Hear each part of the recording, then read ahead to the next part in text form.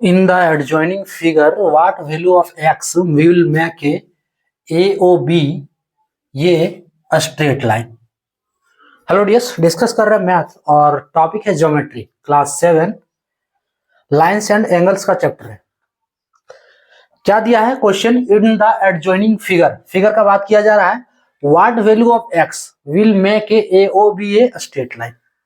X का कौन सा वैल्यू होगा इस फिगर में? देखो एक्स लिखा हुआ है ना कहीं कहीं, तो एक्स का वह कौन सा वैल्यू होगा जिससे AOB है जो स्ट्रेट लाइन बन जाए। तो AOB स्ट्रेट लाइन होगा ये हम कब मानेंगे? जब देखो ये लाइन है, यहां पे एक पॉइंट है AOB, अगर ये एंगल 180 डिग्री हो, ठीक है, सो AOB अगर एंगल AOB बराबर 180 डिग्री हो तो हम समझ जाएंगे कि AOB is a straight line, एक सीधी रेखा है, स्ट्रेट लाइन। क्या है कि अगर एंगल AOB बराबर 180 डिग्री होगा तब हम समझ जाएंगे कि वह जो लाइन है वो स्ट्रेट लाइन है। तो उसके लिए क्या चाहिए? एंगल AOB बराबर 180 डिग्री होना चाहिए। अब देखो x का क्या वैल्यू डालेंगे कि एंगल AOB बराबर 180 डिग्री होगा।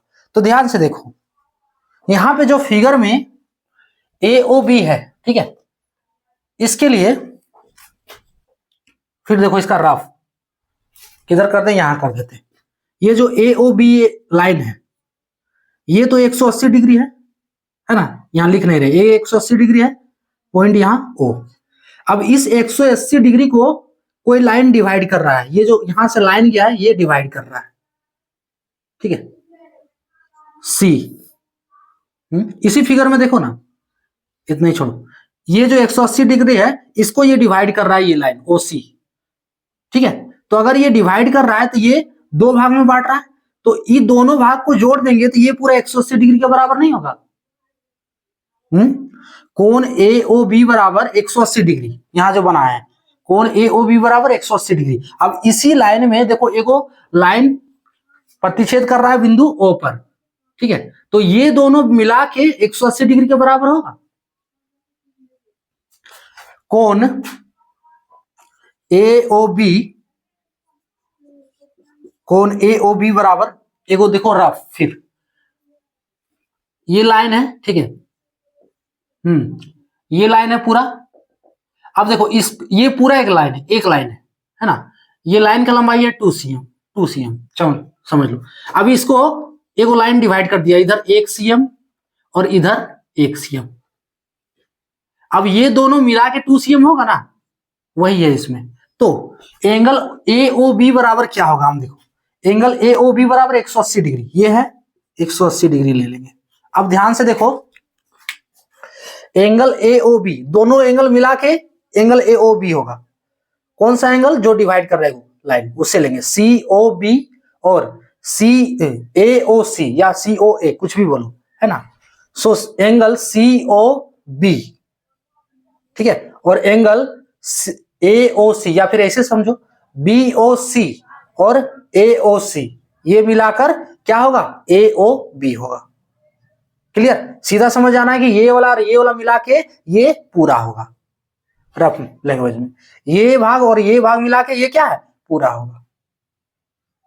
सो अब देखो दोनों भाग क्या क्या है? एंगल AOC और एंगल BOC बराबर 180 डिग्री, यानी कि एंगल AOB के बराबर क्या होगा? Angle AOC plus angle BOC बराबर 180 डिग्री।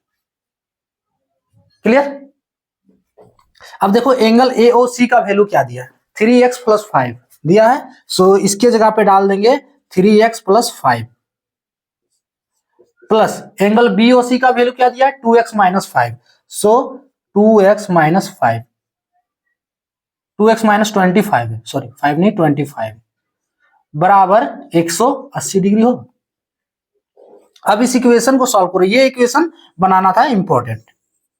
क्लियर? सो इस इक्वेशन को सॉल्व करो तो 3x प्लस 5 प्लस ब्रैकेट को हटाते हैं 2x होगा, प्लस माइनस माइनस 25 बराबर 180।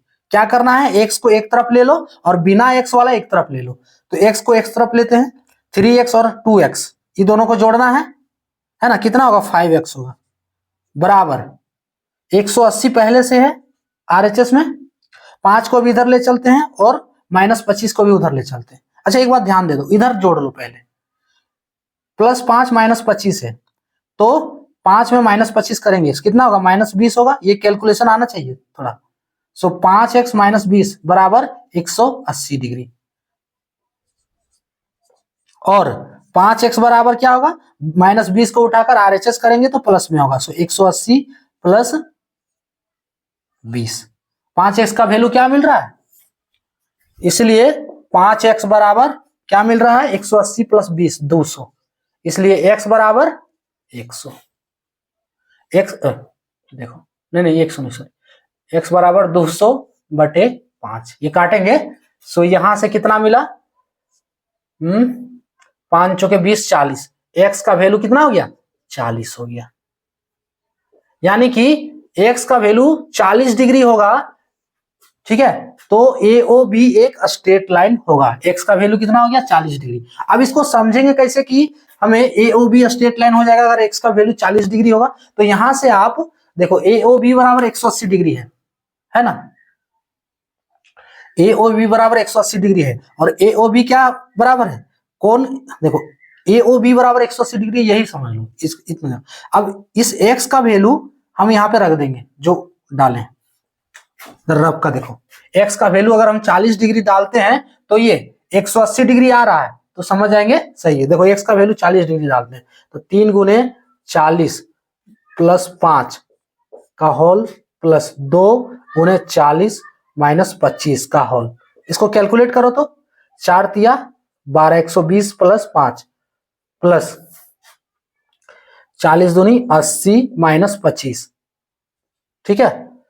सो जोड़ो, इसको कितना हो रहा है, 120 और 80 200 हो रहा है, 200 और 5 205 हो गया, -25 बराबर 180 आ रहा है, देखो यानी कि 180 डिग्री आ रहा है। तो ये क्लियर है ना, ये 180 है, यानी कि एंगल AOB बराबर 180 होगा। तो वही पूछा है कि देखो अगर एंगल AOB 180 है तो ये एक स्ट्रेट लाइन है ना, और स्ट्रेट लाइन के लिए वह वैल्यू कितना होना चाहिए, x का 40 डिग्री होना चाहिए। क्लियर, क्या पूछा है एक बार समझ लो, अगर जिसको आ रहा है स्किप कर दो, आप डाउट क्लियर है तो स्किप करो, नहीं तो फिर देखो थोड़ा कि एडजॉइनिंग फिगर दिया है, what value of x will make a AOB straight line. अब देखो AOB के किस x के किस वैल्यू के लिए AOB एक स्ट्रेट लाइन होगा, क्लियर।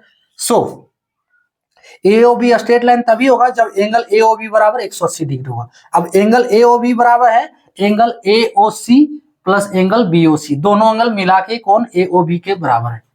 सो एंगल AOB की जगह पे angle AOC plus angle BOC, AOC का वैल्यू क्या दिया 3x + 5 और BOC का वैल्यू क्या दिया 2x - 5, यानी कि इतना का जोड़ बराबर 180 डिग्री। अब इसको सॉल्व करते गए, देखो स्टेप बाय स्टेप सॉल्यूशन किए, यहाँ x का वैल्यू कितना हो गया 40 डिग्री हो गया, ये इसका आंसर हो गया। फाइनल आंसर ये वाला है, x का वैल्यू हमें निकालना आता है तो x का वैल्यू हो गया 40 डिग्री, जिसके लिए AOB जो है एक स्ट्रेट लाइन होगा।